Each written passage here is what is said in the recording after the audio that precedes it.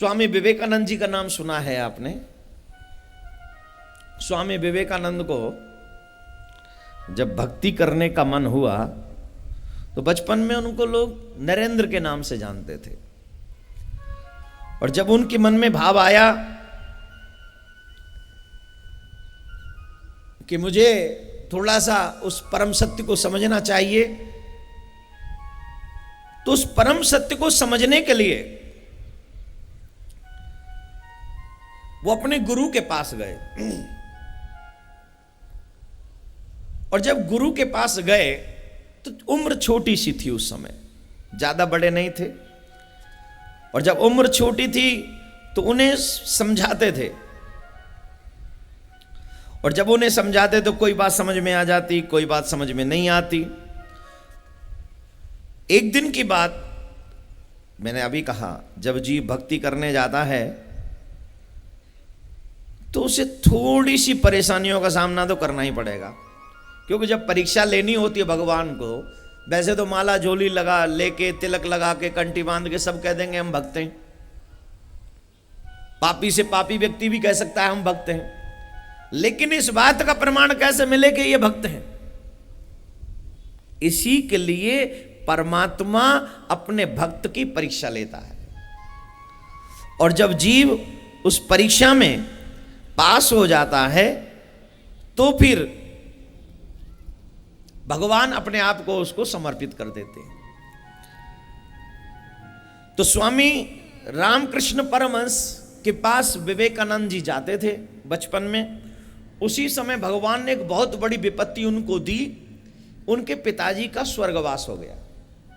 छोटी सी उम्र थी, घर का काम वही पिताजी संभालते थे, लेकिन पिताजी के चले जाने के बाद विवेकानंद जी पे सारी जिम्मेदारी आ गई।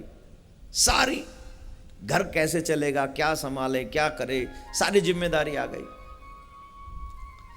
एक दिन की बात, ये उस स्थिति में भी अपने गुरु के पास, रामकृष्ण परमहंस के पास जाते थे, कुछ न कुछ सीखते रहते थे, और उन्हीं के बताए हुए मार्गों पर चलकर वो भजन इत्यादि कीर्तन भी करते थे। लेकिन इनके घर की जो माली हालत थी वो डामाडोल हो गई। अब घर में रोटी तक की मुसीबत आ गई, घर में भोजन तक की मुश्किल है, घर में रोटी नहीं है, पहनने के लिए ढंग के वस्त्र नहीं है।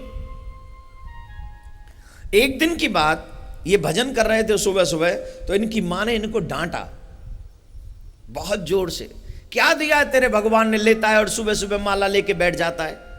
क्या दिया तेरे भगवान ने इस घर को? हमारे घर में रोटी तक की मुश्किल है और तू भजन करने बैठ जाता है। इस भजन से बढ़िया है कुछ रोटी खाने की स्थिति तैयार कर, कहीं काम कर, कहीं से व्यवस्था करके ला। तो अंदर ही अंदर इनको लगा कि जब मैं परमात्मा को इतना मानता हूं तो भगवान ने मेरे साथ ऐसा क्यों किया। एक एक शब्द ध्यान से सुनेंगे। जब भक्ति की शुरुआत होती है ना तो व्यक्ति डगमगाता है। जैसे नाव किनारे पे खड़ी हो और जीव उसमें पांव रखे तो नाव क्या करती है? बोली, नाव हिलती है। लेकिन जब जीव अपनी जगह बैठ जाता है और नाव नदी में भ्रमण करने लग जाती है, नाव नदी में पूर्णतः बीच में पहुंच जाती है, तो न तो जीव हिलता है और न नाव हिलती है। धीरे धीरे नाव अपने पार हो जाती है, और जब नाव हिलने लगे तो वो हिलती नहीं है। क्या करती है? गोविंदाय नमो नमः। वो फिर डुबा देती है। क्या करती है? डूबना है ना महाराज, हम 4-5 दिन हो गए आपके आगे बैठे बैठे, यहां इसलिए बैठे डुबा दो। नहीं, जो यहां एक भी दिन बैठ गया, अगर वो मन से बैठ गया, तो मैं दावे से कहता हूं वो डूबता नहीं है, वो पार हो जाता है, वो पार हो जाता है। धर्मी धर्मी पार उतर गए, पापी डूबे जल में। धर्मी धर्मी पार उतर गए, पापी डूबे जल में। जो पापी हैं वो डूब जाएंगे, क्योंकि कई पापियां ऐसे हैं जो सिर्फ कथा सुनने नहीं आते, वो कमियां देखने आते हैं। यहाँ कमी क्या है, उस कमी की चर्चा पूरे शहर में करेंगे। नजराना दो तरीके का होता है, देखना दो तरीका। एक अच्छाई में बुराई देख लेते हैं और एक बुराई में अच्छाई देख लेते हैं। ऐसा मत सोचना, कई लोग तो हमारी बुराई करते हैं, जबकि मैंने आज तक किसी की चोरी नहीं की, मैंने आज तक किसी से कटु शब्द नहीं बोले। मैं ऐसे लोगों को भी जानता हूं जिनसे मैं कभी मिला नहीं, वो भी मेरी बुराई करते, सुनने में आया। मैंने उनकी कौन सी भैंस खोल ली भैया, हैं? मैंने कहा करे उनको। सीधी सी बात है, जब जीव भक्ति के पथ पर बढ़ता है तो लोग पाम खींचने वाले बहुत होते हैं, और मुझे लगता है इस समय ठाकुर जी ने वो पाम खींचने वाले मेरे पीछे लगा रखे हैं। देखें तो सही देवकी नंदन कितना बढ़ेगा, लेकिन ठाकुर तेरी कृपा रही तो मैं पीछे खींचने वाला नहीं हूं, या तो पार हो जाऊंगा या फिर तेरे पास आ जाऊंगा। सीधी सी बात है। लेकिन अभी आज एक ऐसा अद्भुत सी बात मेरे जीवन में अभी आज हुई, मुझे लगा कि ये धर्म है कि अधर्म है। लोग अपने आप दान दे जाते हैं और बाद में दोष हम ही को लगाते हैं, तो ये तो गलत है। आपने अपनी मर्जी से दिया है, आप किसी को कैसे दोषारोपण दे सकते हैं? खैर छोड़ो, ये सब बातें अजीब हैं, इन बातों पे चर्चा नहीं। लेकिन भक्ति के पथ पे चलोगे तो आपकी बुराई भी होगी, आपकी खिंचाई भी होगी और आपकी परीक्षा भी होगी। भगवान आपकी परीक्षा करेगा, और हमें लगता है कि इस समय ठाकुर हमारी परीक्षा ले रहा है। मैं अपनी बात कर रहा हूं, इस समय हमारे गोविंद हमारी परीक्षा ले रहे हैं। तो ये गोविंद परीक्षा कितनी भी ले लेना, लेकिन हिम्मत देना कि उन परीक्षाओं में हम पास हो जाएं। ऐसी कृपा बनाए रखना हमारे ऊपर। हम पास हो जाएं ये हमें हिम्मत नहीं है, लेकिन आप कृपा करोगे तो संभव है। तो उनकी माने का तू इतना भजन करता है, इसके बावजूद भी हमारे घर की ये दशा है। ये भजन तुझे खाने को दे जाएगा, क्या करेगा? जितना तू भजन करता उतना समय कमाने में लगा। तो नरेंद्र को लगा कि मैं भजन तो करता हूं, इसके बाद भगवान ने ये सब क्यों किया? ये बात मन में रखकर वो स्वामी रामकृष्ण परमहंस के पास पहुंचे और उन्होंने अपने मन की बात कही कि महाराज, मैं भगवान की भक्ति भजन आपके बताने से करता हूं, मेरे घर की हालत यह है, और आप तो काली माँ से डायरेक्ट बात करते हैं, तो कृपा करो ना, काली माँ से कहो कि हमें कम से कम रोटी तो दे दे। गुरुजी बोले, देखो भैया नरेंद्र, हमारी बात सुनो, हम काली माँ से ये भौतिक वस्तु नहीं मांगते, हम बिल्कुल भी नहीं मांगते। हाँ, अगर तुम्हें चाहिए तो हम क्यों मांगे, तुम सीधे मांग लो। आज मंगलवार है, जाओ।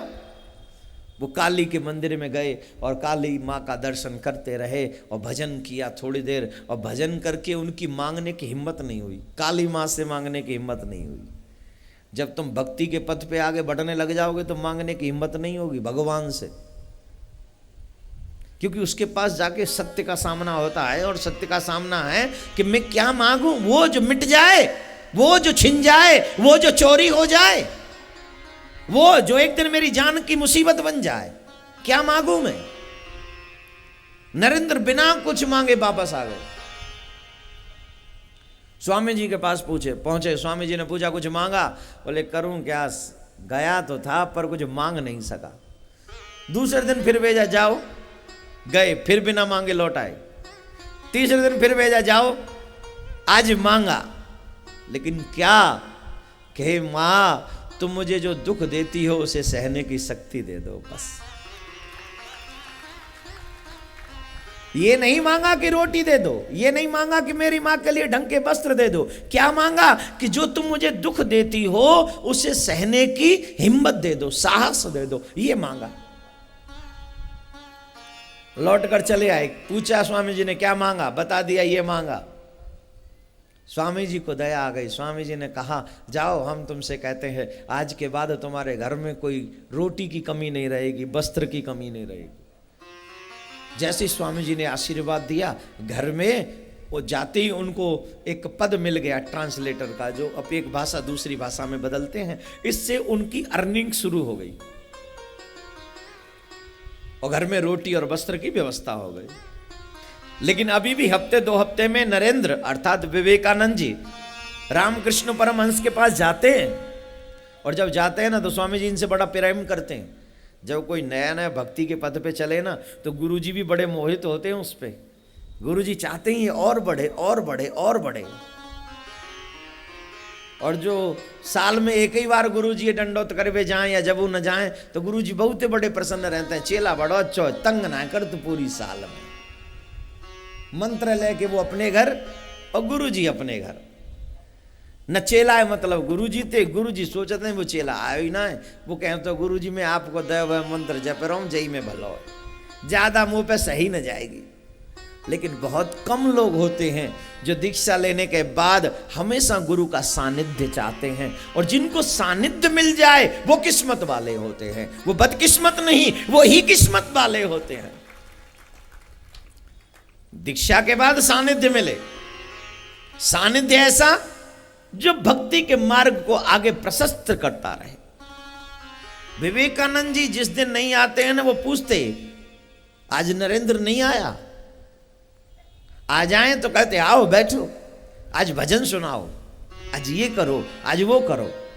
लेकिन ये किस लिए? स्वामी जी चाहते हैं नरेंद्र को सच्चा भक्त बनाना। अभी कौन है? अभी ये जिज्ञासु हैं।